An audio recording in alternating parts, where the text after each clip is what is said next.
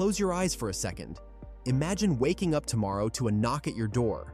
The police are there, not because you committed a crime, but because an algorithm predicted you might. This isn't a science fiction nightmare.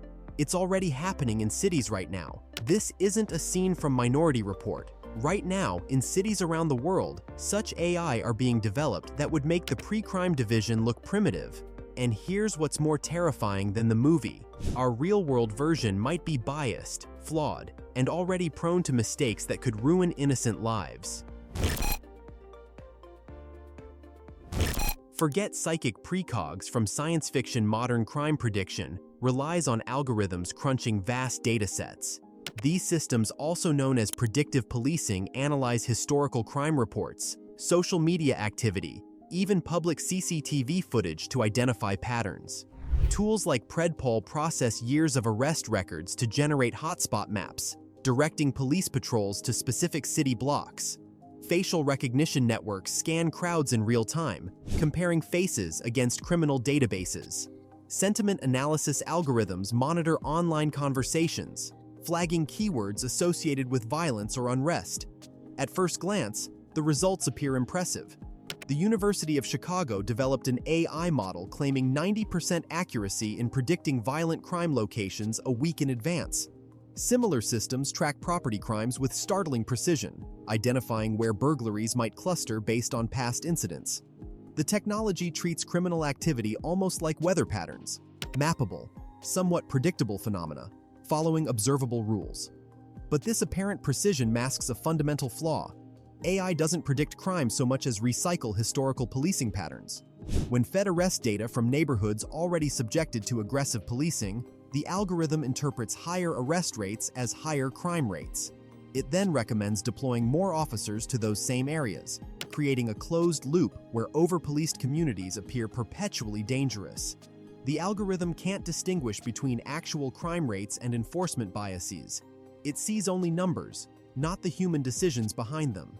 That's where it becomes problematic. The most dangerous assumption about predictive policing is its neutrality. In reality, these systems amplify and automate human prejudices at scale. Consider facial recognition.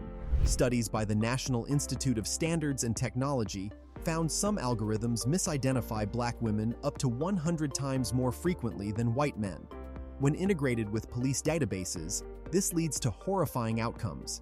Innocent people detained because an algorithm matched their face to a criminal's photo. The bias runs deeper than facial recognition errors.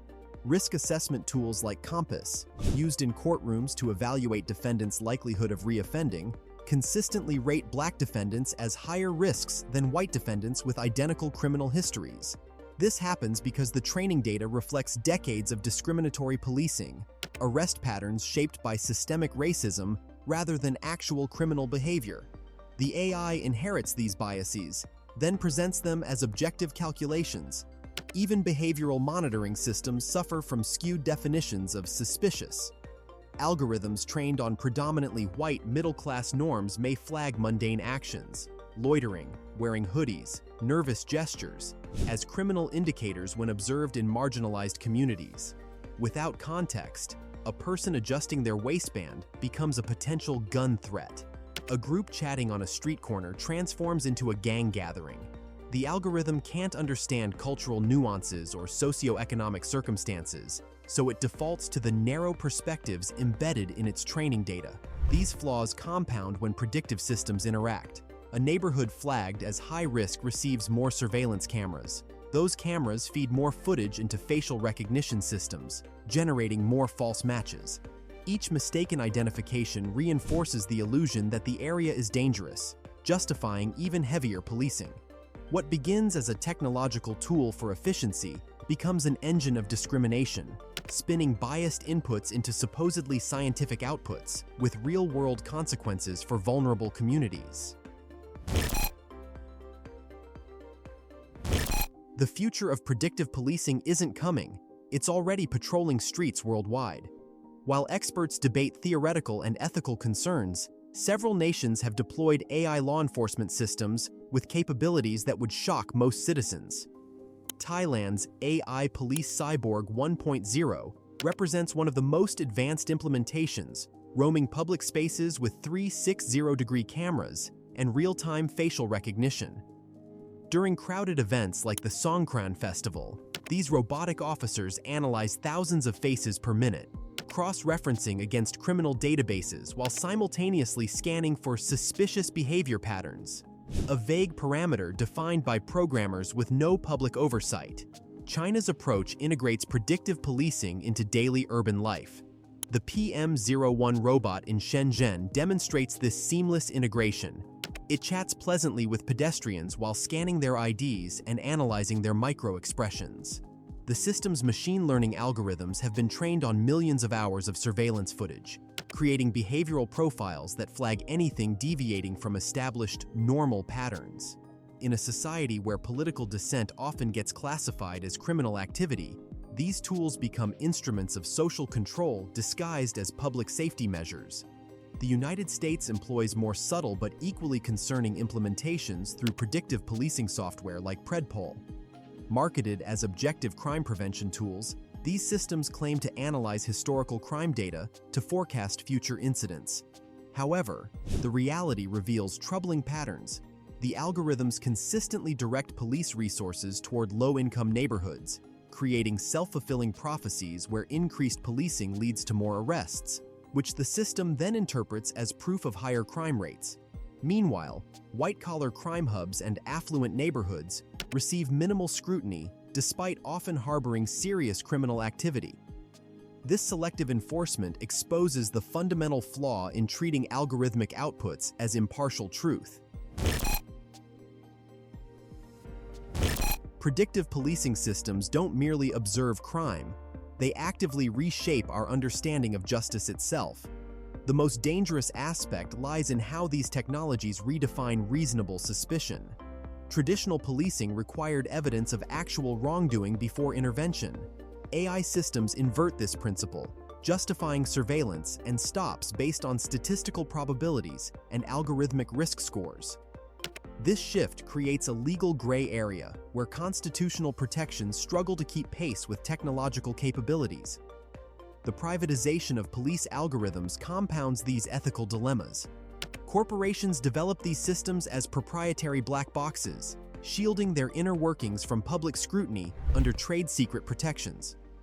When a Compass risk assessment algorithm assigns a defendant a high probability of recidivism, neither judges nor defendants can examine how that conclusion was reached. This lack of transparency becomes particularly alarming when studies reveal these systems disproportionately flag minority defendants as high risk, not because they're more dangerous, but because the training data reflects historical policing biases. Perhaps most insidiously, predictive policing normalizes mass surveillance as a civic virtue. Cities adopting these systems transform public spaces into continuous crime prediction zones, where every citizen becomes a data point in someone else's risk calculation. The psychological impact creates a society where people consciously modify lawful behavior to avoid algorithmic detection, not because they're doing anything wrong, but because they know the system makes mistakes with life-altering consequences. As these technologies continue evolving, we must ask, will we recognize justice when algorithms redefine it for us? The most disturbing development might be what comes next. The rise of predictive policing isn't some unstoppable tech wave. Real pushback is coming from courts, lawmakers, and even inside tech itself. Demands for transparency are getting louder, and legal pressure is starting to crack open the black boxes behind these algorithms. In 2024, U.S. lawmakers urged the DOJ to pause funding for tools tied to racial bias until they're properly reviewed. The right to explanation movement is also gaining steam, arguing that if an AI system assigns a risk score in court, defendants deserve to know how it was made. Some cities now require public audits of these tools, letting independent experts check the data and decision patterns for hidden bias. And research from NYU found that in many cities, predictive systems made discrimination worse, not better. Some places are going further, shutting things down entirely. After San Francisco banned facial recognition in 2019, cities like Boston and Portland followed, worried about racial bias and privacy. In 2025, New Orleans was caught secretly using facial recognition through a private nonprofit, violating its own laws. Public outcry forced the city to suspend the program. In Detroit, a wrongful arrest in 2024 led to an overhaul of their policies, now among the strictest nationwide. These bans and reforms offer breathing room, time to rethink how and if this tech should be used. Some communities are also testing civilian oversight boards for predictive policing, though results vary. Houston's board, for instance, faced criticism last year for rarely challenging police decisions. Inside tech world, mindsets are shifting too. More companies now realize diverse teams build fairer systems. Ethics boards and bias checks are becoming standard before tools are released. In 2024, the White House issued new rules pushing agencies to test AI tools for fairness before deploying them. Some researchers are even creating counter-algorithms to detect and disrupt biased patterns. The best path forward blends tech and policy, smarter audits, tighter rules, and clear limits on how predictions are used. The challenges are big, but so are the tools for accountability. The question is, will we choose to use them? At the end of the day, this isn't about crime prediction. It's about power. The power to define suspicion, the power to shape justice. And right now, we're handing that power to algorithms that see the world through the lens of our past mistakes. We're not just automating policing, we're automating judgment. So what do you think? Should machines decide who's a threat? Comment below. And if you want more unfiltered tech truths, hit subscribe. The future's watching, but so are we.